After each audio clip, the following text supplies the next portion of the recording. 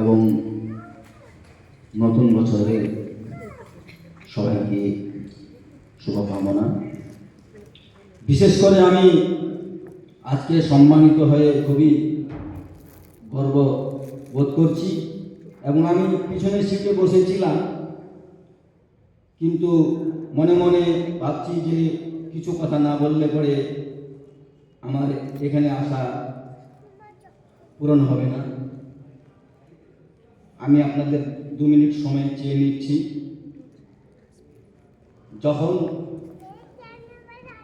এই Siliguri international short film festival শুরু হয় শিলিগুড়িতে 2019-এ, তখন আমরা একটা নাটক তৈরি করছিলাম, নেপালি নাটক। ঠিক সেই সময় একটা টিভি চ্যানেলে ফিল্ম ফেস্টিভ্যালের ক্ষমা চাচ্ছি ফিল্মের কম্পিটিশনের একটা আমরা চান্স পেয়েছিলাম। তো সেই সময় একটা আমরা ছবি বানিয়েছিলাম। তো সেই চ্যানেলে সেই ছবিটা হতে পারেনি, কারণ সেই চ্যানেলটা সেই সময় বন্ধ হয়ে গেছিল। ঠিক সেই সময় চন্দনদা এই MKK মুভিজ, আমার বন্ধু উত্তম তিওয়ারি মণ্ডলের সাথে যোগাযোগ হয়ে উনি আমার সাথে ছিলেন। তো আমরা একটা ছবি বানিয়েছিলাম, অন্ধিয়ারো দ্য ডার্কনেস।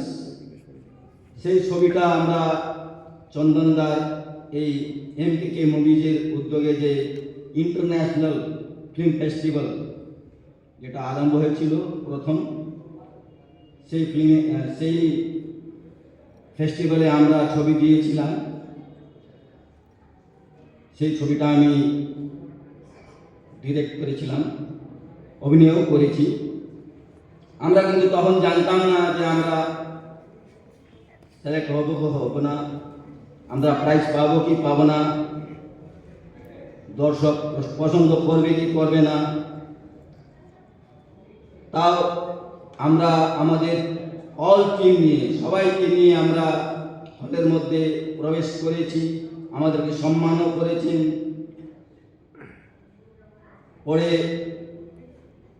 চন্দনদা যখন আজকের মতন যখন ফিল্মের যখন ঘোষণা করলেন, আমাদের ফিল্মকে প্রথম বলে ঘোষণা করেছিলেন।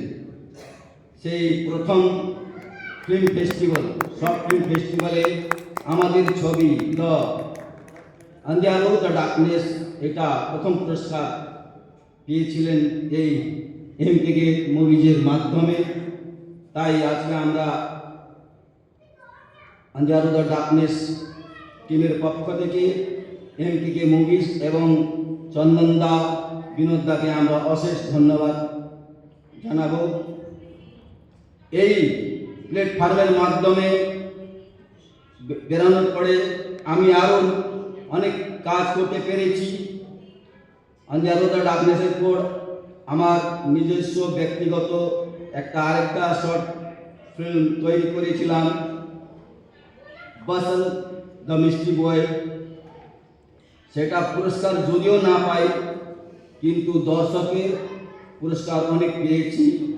শিলিগুড়িতে এই MKK মুভিজের মাধ্যম থেকে, এভারেস্ট ইন্টারন্যাশনাল ফিল্ম ফেস্টিভ্যালের মাধ্যমে, মুম্বাই থেকে, নাগাল্যান্ড থেকে, এমনকি লন্ডন থেকেও আমাকে পুরস্কৃত করেছেন বেস্ট শর্ট ফিল্ম বলে। তারপরে আমি আর একটা বাংলা ছবিতে আমি কাজ করতে পেরেছি। আপনারা নিশ্চয়ই জানেন, ছবির নাম হচ্ছে গুমনামি। সেখানে আমার ছোট্ট অভিনয় আছে। কিছুদিন আগে আমি আরেকটা ছবি কলকাতাতে হচ্ছে, কফি হাউসের সেই আড্ডাটা। তা আজকে আমি এই মঞ্চে দাঁড়িয়ে আপনাদের সকলকে আমি অনুরোধ করব, এই কফি হাউসের সেই আড্ডাটা আপনারা অবশ্যই দেখবেন। আমি শিলিগুড়ির ছেলে,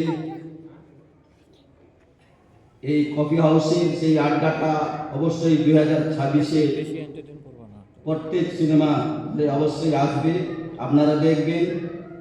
এবং এই আজকে এই মঞ্চটা যেটা আছে, যেখানে আমি দাঁড়িয়ে আছি, 1970-80 দশকে আমি এখানে প্রথমবার পারফর্ম করেছি। আমাদের ফক ডান্স করেছি, নাটক করেছি, বিভিন্ন সাংস্কৃতিক অনুষ্ঠান এই মঞ্চে করেছি। তো এই মঞ্চকেও আমি প্রণাম জানাবো এবং এনকে মুভিজকে আমি ব্যক্তিগতভাবে আরেকবার আমি অনেক অনেক অনেক ধন্যবাদ জানাবো।